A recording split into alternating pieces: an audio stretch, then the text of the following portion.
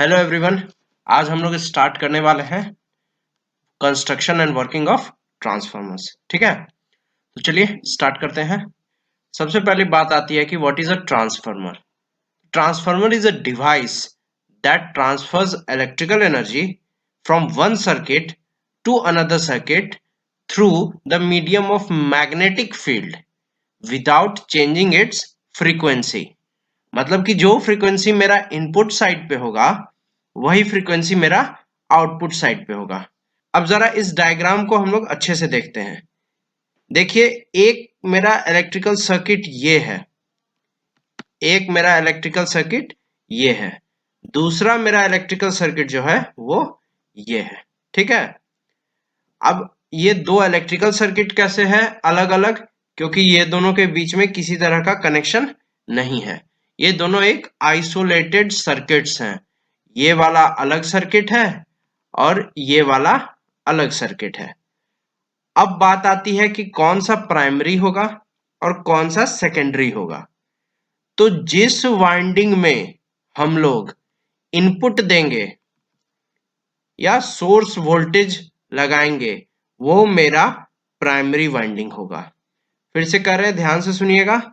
जिस भी वाइंडिंग में हम लोग सोर्स देंगे या सप्लाई देंगे वो मेरा इनपुट या प्राइमरी वाइंडिंग होगा। ठीक है, और जिस साइड ट्रांसफार्मर के हम लोग लोड लगाएंगे, लोड कुछ भी हो सकता है, आर हो सकता है, आर एल हो सकता है, R C, R L C, any type of load, लेकिन लोड लगाएंगे तो वो साइड मेरा क्या हो जाएगा, सेकेंडरी साइड हो जाएगा। बात समझ में आई। अब आते हैं बात कि ये दोनों सर्किट्स आपस में कनेक्टेड कैसे हैं। तो ये दोनों सर्किट आपस में कनेक्टेड है वाया दिस कोर। अब देखिए, अगर मेरा वायर में करंट फ्लो कर रहा है तो वो करंट क्या करेगा, मैग्नेटिक फील्ड प्रोड्यूस करेगा। ठीक है, तो और अच्छे से देखते हैं इसको। तो मेरा जो इस साइड वोल्टेज हम लगाएंगे इसका कुछ फ्रीक्वेंसी होगा, सपोज एफ। ठीक है, इस एफ फ्रीक्वेंसी मतलब क्या, ये टाइम के साथ चेंज कर रहा है। Here v is a function of t।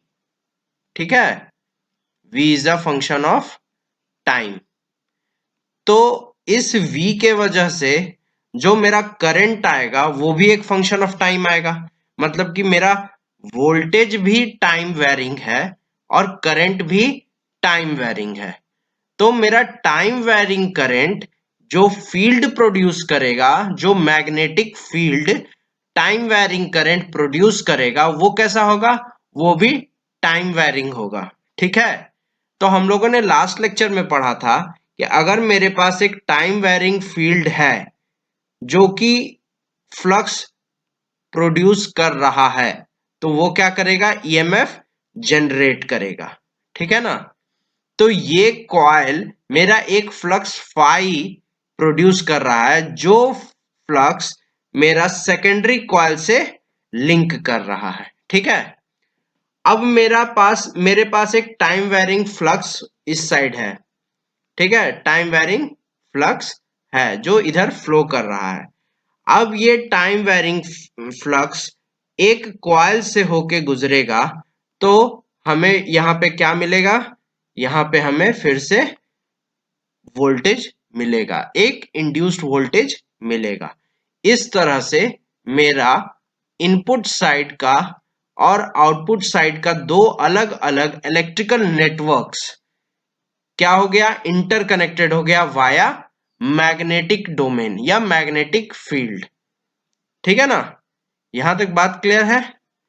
इसके बारे में और डिटेल्ड में वर्किंग हम लोग पढ़ेंगे आगे। ठीक है, आगे बढ़ते हैं। So this transformer is an electromagnetic energy conversion device. ये देखिए, इलेक्ट्रोमैग्नेटिक एनर्जी कन्वर्शन डिवाइस। ये कैसे, इलेक्ट्रोमैग्नेटिक एनर्जी कन्वर्शन मतलब इलेक्ट्रिकल एनर्जी को ये क्या कर रहा है, मैग्नेटिक में ट्रांसफर कर रहा है, और फिर मैग्नेटिक एनर्जी को ये वापस किस में ट्रांसफर कर रहा है, इलेक्ट्रिकल एनर्जी में कर रहा है, तो इसलिए इसको कहते हैं इलेक्ट्रोमैग्नेटिक एनर्जी कन्वर्शन डिवाइस। बात क्लियर है? चलिए अब हम लोग देखते हैं classification of transformer on the basis of their voltage profile, कि हमारा वोल्टेज प्रोफाइल कैसा होगा। तो हम लोग ट्रांसफार्मर को किस किस कैटेगरी में डिवाइड करते हैं। सबसे पहला आता है स्टेप अप ट्रांसफार्मर। स्टेप, ये ट्रांसफार्मर का शॉर्ट फॉर्म मैंने लिखा है, ये आगे में भी यूज करूंगा, तो आप लोग थोड़ा सा इस बात का ध्यान रखिएगा। तो स्टेप अप ट्रांसफार्मर जिसमें output voltage is greater than input voltage, मतलब कि जो हम वोल्टेज अप्लाई कर रहे हैं उससे ज्यादा वोल्टेज हमें लोड साइड में मिल रहा है, तो that type of transformer is known as step up transformer. Second आते हैं स्टेप डाउन ट्रांसफार्मर। जिस किसी ट्रांसफार्मर का आउटपुट वोल्टेज इनपुट से कम हो उसको हम लोग क्या कहेंगे, स्टेप डाउन ट्रांसफार्मर। ठीक है, अब आते हैं बात कि जब मेरा इनपुट और आउटपुट बराबर हो, इनपुट और आउटपुट बराबर हो, उसको हम लोग कहते हैं आइसोलेशन ट्रांसफार्मर। ठीक है, आइसोलेशन ट्रांसफार्मर। अब आते हैं ये तीनों ट्रांसफार्मर कहां कहां यूज होता है। तो जनरेटिंग स्टेशन के पास हम लोग यूज करते हैं स्टेप अप ट्रांसफार्मर, उसको 11 केवी से हम लोग 33 या 66 केवी या उससे भी ज्यादा करने में हम लोग स्टेप अप ट्रांसफार्मर का यूज करते हैं। स्टेप डाउन का कहाँ यूज करते हैं, तो ट्रांसमिशन लाइन से जहां से 33 केवी का लाइन आ रहा है उसको डोमेस्टिक में सप्लाई करने के लिए हम लोग क्या यूज करते हैं, स्टेप डाउन ट्रांसफार्मर। और आइसोलेशन ट्रांसफार्मर कहाँ यूज करते हैं, जहां भी हमें दो नेटवर्क्स के बीच में इलेक्ट्रिकल सेपरेशन चाहिए, नेटवर्क्स आपस में इंटरलिंक्ड हो लेकिन इलेक्ट्रिकली सेपरेटेड हो। ठीक है, वैसे में हम लोग आइसोलेशन ट्रांसफार्मर का यूज करेंगे। समझ में आई बात? अब आते हैं वर्किंग प्रिंसिपल। तो ये वर्क करता है स्टैटिकल इंड्यूस्ड ईएमएफ पे, स्टैटिकली इंड्यूस्ड ईएमएफ पे, क्योंकि इसमें किसी भी तरह का रोटेटिंग या मोशन वाला पार्ट नहीं है। ठीक है, ये कोर जो है इसका, this is known as core of the transformer. ये जो कोर है इस ट्रांसफार्मर का ये स्टैटिक है और मेरा जो फील्ड है वो वैरिंग है। तो हमें जिस तरह का वर्किंग प्रिंसिपल समझ में आता है लास्ट लेक्चर से, वो है स्टैटिकली इंड्यूस्ड ईएमएफ। ठीक है, तो अब आते हैं प्रॉपर्टीज ऑफ कोर पे। मेरा जो कोर ऑफ ट्रांसफार्मर है, ये जो मेरा कोर ऑफ ट्रांसफार्मर है, इसकी क्या क्या प्रॉपर्टीज होनी चाहिए। ठीक है, for its high efficiently working, ये एक हाई इफिशियंसी पे वर्क करे उसके लिए मेरा क्या क्या कंडीशंस हो सकता है। ठीक है, कोर का प्रॉपर्टीज वो देखते हैं। सबसे पहले core must have low reluctance and high permeability because the flux must be confined to the core, it should not go to the air। अब देखिए, ये मेरा कॉइल है, ये मेरा कुछ फील्ड जनरेट करेगा, उससे मेरा फ्लक्स जनरेट होगा। तो ये फ्लक्स फाई जो है मेरा, ये यहीं पे जनरेट हो रहा है, इसी जगह मेरा फाई जनरेट हो रहा है। और हम क्या चाहेंगे कि ये फाई जो है मेरा कंप्लीटली इस कॉइल से भी लिंक हो। अगर ये फ्लक्स जो यहां जनरेट हो रहा है मेरा प्राइमरी साइड पे, वो कंप्लीटली सेकेंडरी साइड में लिंक्ड रहेगा, तो ही हमें सिमिलर वोल्टेज प्रोफाइल का आउटपुट देखने को मिलेगा। मान लीजिए कि ये 1:2 ट्रांसफार्मर है। ठीक है, तो अगर हम इधर 10 वोल्ट देते हैं तो हमें यहाँ आइडियली कितना आना चाहिए, 20 वोल्ट आना चाहिए। लेकिन अगर ये फ्लक्स कंप्लीटली इस कॉइल से लिंक नहीं रहेगा तो हमें यहाँ 20 के जगह हो सकता है कि 18 ही देखने को मिले या 19 ही देखने को मिले। तो इसी को कहते हैं कि the flux must be confined to the core, it should not go through the air. ठीक है, अब एक टर्म आता है लीकेज फ्लक्स। अब आता है लीकेज फ्लक्स। लीकेज फ्लक्स क्या होता है? Leakage flux is that flux which is confined to only one of the winding. या तो वो प्राइमरी के साथ हो या तो वो सेकेंडरी के साथ हो, but it should not be confined to both those windings. देखिए कैसे, अगर मेरा ये फ्लक्स फाई जनरेट कर रहा है, ठीक है, और ये पूरा का पूरा फाई मेरा इसके साथ लिंक हो गया, तो मेरा लॉस ऑफ फ्लक्स क्या रहा? जीरो रहा। कुछ भी फ्लक्स मेरा लॉस नहीं हुआ, तो उसी को कहेंगे कि मेरा कोई भी फ्लक्स का लीकेज नहीं हुआ। लेकिन अगर सपोज यहां पर फाई डैश फ्लक्स है जो मेरा यहां पर एयर के थ्रू लीक हो गया, ठीक है, तो अब यहां पर जो फ्लक्स जाएगा, फ्लो करेगा, या इस वाइंडिंग के साथ जो कन्फाइंड होगा, वो क्या होगा? Phi minus phi dash. समझ में आ रही है बात? ये हो जाएगा मेरा फाई माइनस फाई डैश, ठीक है। तो इससे हमें क्या पता चलता है कि जो मेरा फाई डैश है वो मेरा क्या है? लीकेज फ्लक्स है। क्यों? क्योंकि वो सिर्फ एक प्राइमरी वाइंडिंग के साथ ही कन्फाइंड है, सेकेंडरी के साथ वो कन्फाइंड नहीं है। तो leakage flux is that flux which is associated with either of the windings but not both। ठीक है ना। अब आते हैं कौन सा मटेरियल यूज करेंगे हम लोग कंस्ट्रक्शन में। तो हम लोग यहाँ सिलिकॉन स्टील का यूज करते हैं फॉर कंस्ट्रक्शन ऑफ कोर। क्यों? दो रीजंस के कारण। सबसे पहले, it can be strongly magnetised because of being ferromagnetic. ये भी हम लोगों ने लास्ट लेक्चर में डिस्कस किया था, क्लासिफिकेशन ऑफ मैग्नेटिक मटेरियल्स में, ठीक है। So we have a low reluctance path और हाई परमेबिलिटी। ये जो मेरा बेस कंडीशन है वो मेरा फुलफिल करता है सिलिकॉन स्टील। सेकंड आते हैं पीएच। ये हो गया मेरा हिस्टेरेसिस लॉस, ठीक है। आगे जब हम लोग लॉस और इफिशियंसी ऑफ ट्रांसफार्मर पढ़ेंगे तो इसके बारे में पढ़ेंगे। तो this hysteresis loss is proportional to magnetic field flux density to the power x। This is maximum, bm means maximum magnetic flux density to the power x, and silicon for x is very low, x is very low for silicon steel। तो मेरा gradually क्या हो जाएगा? Hysteresis loss reduce हो जाएगा। This is one more advantage to this.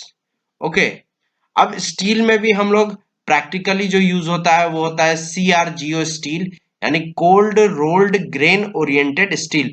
ये याद रखिएगा आप लोग, कभी कभी स्टेट लेवल वाले क्वेश्चंस में ये कभी कभी पूछ देता है, ठीक है। तो हम लोग CRGO स्टील का यूज करते हैं। क्यों यूज करते हैं? क्योंकि इसका मैग्नेटिक, इसका permeability in the direction of magnetization ज्यादा होता है, ठीक है। अब देखिए ये परमिएबिलिटी क्या होता है। ये जो हो,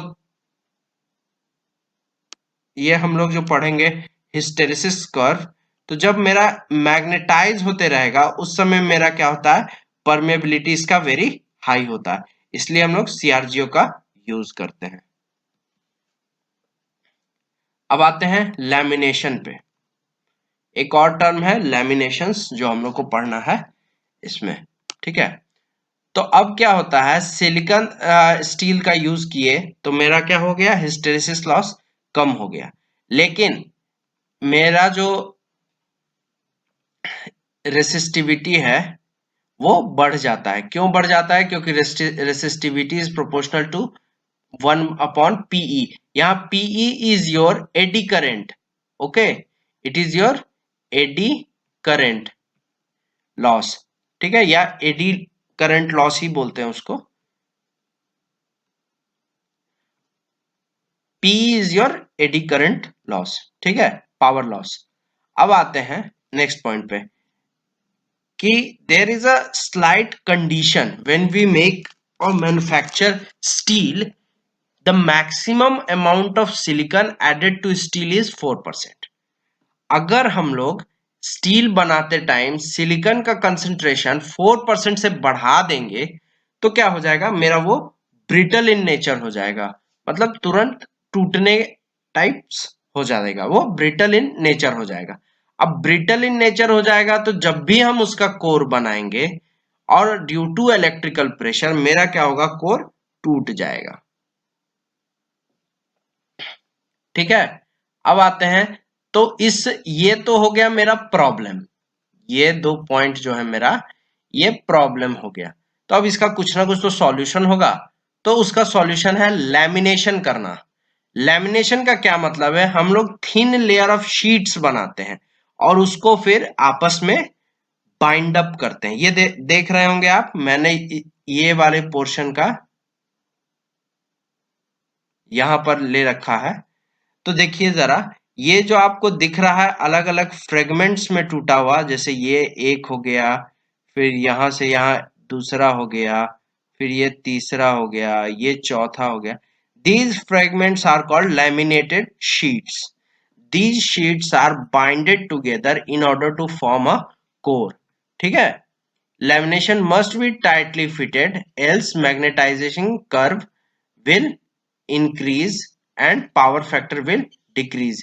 ये पॉइंट आप लोग याद रखिएगा, ये इंपॉर्टेंट पॉइंट है। ठीक है, कि अगर लेमिनेशन सही से नहीं रहा, टाइटली नहीं रहा, फिटेड रहा, तो क्या होगा, मेरा मैग्नेटाइजिंग करंट क्या होगा, बढ़ जाएगा। ये विल है, ठीक है, ये विल है, will increase and power factor will decrease.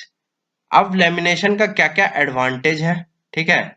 तो लैमिनेशन क्या करता है, मेरा रेसिस्टेंस को रिड्यूस कर देता है। तो रेसिस्टेंस मेरा रिड्यूस हो जाएगा, तो आई स्क्वायर आर लॉस क्या हो जाएगा, वो भी मेरा कम जाएगा। ठीक है, सेकेंड एडवांटेज इसका क्या है कि ये लेंथ ऑफ मैग्नेटिक पाथ, ये एलसी जो है, ये एलसी को क्या करता है, रिड्यूस करता है। ठीक है, अब आप देख सकते हैं कि reluctance is directly proportional to LC. तो मेरा अगर एलसी रिड्यूस होगा तो मेरा क्या हो जाएगा, रिलक्टेंस भी रिड्यूस होगा।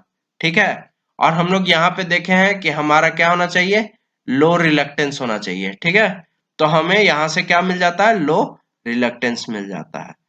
सो this is following our needs, हम लोग के नीड के अनुसार ये हमें चीजें प्रोवाइड कर रहा है, इसलिए ये इसका एडवांटेज में आता है। अब दो लैमिनेशन शीट्स के बीच में हम लोग कंडक्टिविटी ना हो, इस वजह से हम लोग बीच में इंसुलेटर का लेयर देते हैं। ठीक है, ये इंसुलेटिंग मटेरियल्स हैं जो यूज किया जाता है, चाइना क्ले, जापान वर्निश और इम्पेगमेंटेड पेपर। ठीक है ना, तो ये था हमारा लेमिनेशन के बारे में। अब आते हैं classification of transformer on the basis of construction. Construction के बेसिस पे हम लोग इसको दो पार्ट में बांटते हैं, एक होता है कोर टाइप, एक होता है शेल टाइप। दोनों ट्रांसफार्मर्स के अपने अपने बेनिफिट्स हैं जो हम लोग अब पढ़ेंगे। ठीक है, सबसे पहले आते हैं कोर टाइप पे।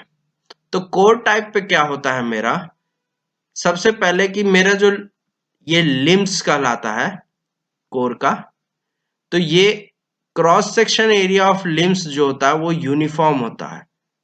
ठीक है, cross section area of limbs जो है मेरा क्या होता है, यूनिफॉर्म होता है। सेकेंड चीज देखते हैं हम लोग ध्यान से, तो मेरा जो है वाइंडिंग्स जो है दोनों तरफ उंडेड है, तो मेरा अमाउंट ऑफ कॉपर क्या हो जाएगा, इसमें बढ़ जाएगा। कॉपर बढ़ जाएगा तो क्या होगा, मेरा रेसिस्टेंस भी बढ़ जाएगा। ठीक है, तो ये होता है इसका मतलब कंस्ट्रक्शन वाइज ये ऐसे दिखता है। चलिए इसका कुछ प्रॉपर्टीज देख लेते हैं। It acts as a series magnetic circuit. ठीक है, ये जो है मेरा कोर टाइप ट्रांसफार्मर, ये एक्ट करता है as a series type magnetic circuit. ठीक है, इट रिक्वायर्स लेस इंसुलेशन। ठीक है, तो इंसुलेशन कॉस्ट मेरा क्या हो गया, कम हो गया। It is use for high voltage and low current rating application, ये इंपॉर्टेंट पॉइंट हो गया है। It is use for high voltage and low current rating application. अच्छा, ये हम लोगों को डिस्कस किया है। It requires more amount of copper, so the resistance will increase. ठीक है, तो रेसिस्टेंस मेरा इंक्रीज कर रहा है, लेकिन इसको हम लोग यूज करते हैं लो करंट रेटिंग पे, तो मेरे आई स्क्वायर आर पे ज्यादा का फर्क नहीं पड़ेगा। ठीक है, since current is low, so in spite of being high R, our R square I square R loss will be low. अब बढ़ते हैं नेक्स्ट के तरफ, यह है shell type. So this is the shell type structure. Okay, now structure wise इसके में और कोर टाइप में क्या अंतर आता है, सो आप देखिए यहां पर जो ये आउटर लिम्ब है इसका क्रॉस सेक्शन एरिया है a/2, और ये जो मेरा इनर लिम्ब है, ठीक है, इसका क्रॉस सेक्शन एरिया है मेरा a। मतलब कि मेरा जो आउटर लिम्ब है वो थिनर होगा और इनर लिम्ब जो है वो थिकर होगा। अच्छा, दूसरी चीज हम लोग देख सकते हैं इसमें कि फ्लो ऑफ फ्लक्स। ठीक है, इसमें देखिए एक फाई फ्लक्स है जो कंप्लीट कोर के साथ लिंक्ड है, लेकिन इस केस में अगर हम लोग देखें तो हमारा जो इनर लिम्ब है उसके साथ तो फाई है, लेकिन आउटर लिम्ब में ये हाफ हाफ में इक्वली डिस्ट्रीब्यूट हो गया है। तो this acts as a parallel magnetic circuit. ठीक है, कोर टाइप मेरा क्या कैसे काम करता था, as a series magnetic circuit, वैसे ही शेल टाइप मेरा कैसे काम करेगा, as a parallel magnetic circuit. ठीक है, ये दो वाइंडिंग्स हैं हमारे। अब इसमें जिसमें हम लोग लोड लगा देंगे वो हो जाएगा सेकेंडरी, और जिसमें हम लोग सोर्स देंगे वो हो जाएगा प्राइमरी। ठीक है, इसके भी कुछ प्रॉपर्टीज देख लेते हैं। अभी हमने डिस्कस किया, it acts as a parallel magnetic circuit. ठीक है, it requires more insulation, it is used for low voltage and high current rating applications, it requires less amount of copper, so the resistance is low, और outer limb का cross section area a/2 और inner limb का cross section area a, ये CSA जो है cross section area है। ठीक है, अब आते हैं एक और तरह का वाइंडिंग, टाइप ऑफ वाइंडिंग है जो पॉपुलरली किया जाता है ट्रांसफार्मर्स में, वो है इंटरलीव्ड वाइंडिंग। ठीक है, तो सबसे पहले इसको देखते हैं। इसमें क्या है, ये मेरा कोर ऑफ द ट्रांसफार्मर है। ठीक है, अब इस ये जो ब्लू वाला है मेरा स्ट्रक्चर, ये मेरा क्या है, इंसुलेटर है। ठीक है, यहां पे भी देखिए ये भी इंसुलेटर है। समझ में आ रही है ना बात, इधर भी इंसुलेटर है और ये भी इंसुलेटर है। अब हम लोग क्या करते हैं, कोर से सटा के हम लोग पहले एक लेयर इंसुलेटर का देते हैं, उसके बाद हम लोग क्या करते हैं, इसमें हम लोग लो वोल्टेज वाइंडिंग्स लगाते हैं। उसके बाद फिर से हम लोग क्या करते हैं, एक लेयर इंसुलेटर का देते हैं, और उसके बाद हम लोग क्या करते हैं, हाई वोल्टेज वाइंडिंग्स लगाते हैं। बात समझ में आ रही है ना, फिर से मैं रिपीट कर दूं इसको। हम लोग सबसे पहले क्या करते हैं, इंसुलेटर का एक लेयर देते हैं कोर से लगा के, फिर हम लोग उसके ऊपर क्या वाइंड करते हैं, लो वोल्टेज वाइंडिंग, फिर एक लेयर इंसुलेटर का, फिर हाई वोल्टेज वाइंडिंग। ठीक है ना, तो अब देखते हैं इस तरह का वाइंडिंग का एडवांटेज क्या क्या है। सबसे पहला एडवांटेज क्या है कि इसमें लीकेज फ्लक्स लेस होगा, और लीकेज फ्लक्स लेस होगा तो मेरा जो है कोफिशिएंट ऑफ कपलिंग ज्यादा होगा। अब देखिए लीकेज फ्लक्स कैसे कम होगा। सपोज हम ये वाला कोर टाइप ट्रांसफार्मर ले लेते हैं, यहां पर फाई मान लीजिए कि ये मेरा एलवी एचवी है। ठीक है, suppose just suppose this is my HV winding and this is my LV winding. Okay, तो जो फ्लक्स मेरा यहाँ पे जनरेट हो रहा है उसमें से कुछ तो मेरा मान लीजिए लीकेज होगा ही, क्योंकि कोई भी ट्रांसफार्मर आइडियल ट्रांसफार्मर होता नहीं है। तो मान लेते हैं कि फाइव डैश मेरा लीकेज है, तो फाइव बना और फाइव डैश लीकेज हो गया, तो टोटल यहां पर कितना लिंक हो गया, five minus five dash. Total flux जो मेरा इस कॉइल के साथ लिंक्ड है वो क्या हो गया, फाइव माइनस फाइव डैश। ठीक है। अब आते हैं इस केस में, तो मेरा फाई जो है वो एलवी वाइंडिंग्स जनरेट करेगा सपोज, ठीक है। और यही फ्लक्स मेरा एचवी वाइंडिंग भी सेम लिंब पे होने के कारण फाई जो है वो कम से कम minimum amount of flux is lost as a leakage flux. तो मेरा क्या होगा, more and more flux is confined to the windings, so the coefficient of coupling will be more, ठीक है। अब आते हैं बात कि सबसे पहले नीचे में एलवी वाइंडिंग ही क्यों कोर से हटा के एचवी वाइंडिंग क्यों नहीं। तो एलवी वाइंडिंग पहले देने का बहुत सारा एडवांटेज है। सबसे पहला तो एडवांटेज हो जाएगा एलवी वाइंडिंग का अंदर देने का कि हमारा इंसुलेशन रिक्वायरमेंट लो वोल्टेज के लिए कम होता है। अब बात समझिए इसको, जो इंसुलेशन मुझे 40 वोल्ट के लिए चाहिए होगा और जो इंसुलेशन मुझे 4 kV के लिए चाहिए होगा, दोनों में तो डिफरेंस होगा। तो insulation level for 4 kV should be more than 40 volt. Okay, तो अगर हम यहाँ लो वोल्टेज वाइंडिंग पहले कोर से देते हैं तो ये वाला जो मेरा इंसुलेशन है ये वाला, तो ये इंसुलेशन तो मेरा क्या हो जाएगा, कम हो जाएगा। तो मेरा क्या होगा, ग्रेजुअली कॉस्ट मेरा कम हो जाएगा। तो कंस्ट्रक्शन ऑफ ट्रांसफार्मर में हम लोग कॉस्ट कटिंग कर दिए, ठीक है। अब आते हैं बात कि हाई वोल्टेज वाइंडिंग बाहर देने से क्या फायदा है। सपोज कि मेरे पास एक टैपिंग ट्रांसफार्मर है, तो अगर मेरा टैपिंग ट्रांसफार्मर है तो हमको हाई वोल्टेज पे एक लार्ज नंबर ऑफ रेंज मिलेगा टैप करने को in comparison to low voltage. अब आते हैं इसको भी समझते हैं इसी से। अगर मेरा लो वोल्टेज 40 वोल्ट है और मेरे पास सपोज 10 टैपिंग है, तो हमें एक टैपिंग के लिए कितना मिला, 4 वोल्ट मिला। अब मान लेते हैं 4 kV है, ठीक है, और मेरे पास 10 टैपिंग है, ठीक है। तो हमें एक टैपिंग के लिए कितना मिला, 400 वोल्ट मिला। तो हम लोग देख सकते हैं, कंपेयर कर सकते हैं कि यहाँ पर दो टैपिंग के बीच हमें 10 वोल्ट का डिफरेंस मिल रहा है और यहाँ दो टैपिंग के बीच हमें 400 वोल्ट का डिफरेंस मिल रहा है। तो वेरिएशन हाई वोल्टेज में हमें ज्यादा मिलता है। This is also one of the major advantages. बात समझ में आ गई।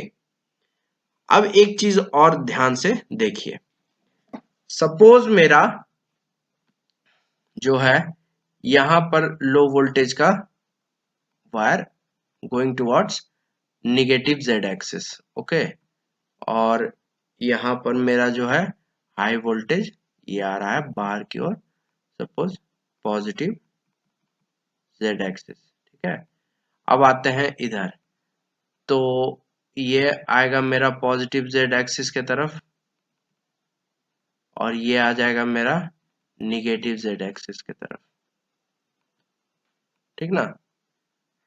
तो अब हम लोग देखते हैं कि मेरा करंट कैरिंग कंडक्टर्स है हमें पता। अब हम लोग इससे हम लोग राइट हैंड थंब रूल से फील्ड निकाल लेंगे। फिर हम लोग क्या करेंगे, पता करेंगे कि मेरा फोर्स क्या है। तो इस वाले कॉइल पे मेरा फोर्स क्या होगा, इस डायरेक्शन में होगा, और इधर वाले कॉइल पे लिंब के मेरा फोर्स क्या होगा, इस डायरेक्शन में होगा। तो हमें इस बात का ध्यान रखना होगा, नोट, ठीक है ना। हमें इस बात का ध्यान रखना होगा कि जब भी हम लोग इंटरलीव्ड वाइंडिंग्स का यूज करते हैं तो हमें वाइंडिंग्स को टाइटली उंड करना होगा। क्यों टाइटली उंड करना होगा, क्योंकि जो फोर्स बिटवीन दी वाइंडिंग्स होता है वो रिपल्सिव इन नेचर होता है।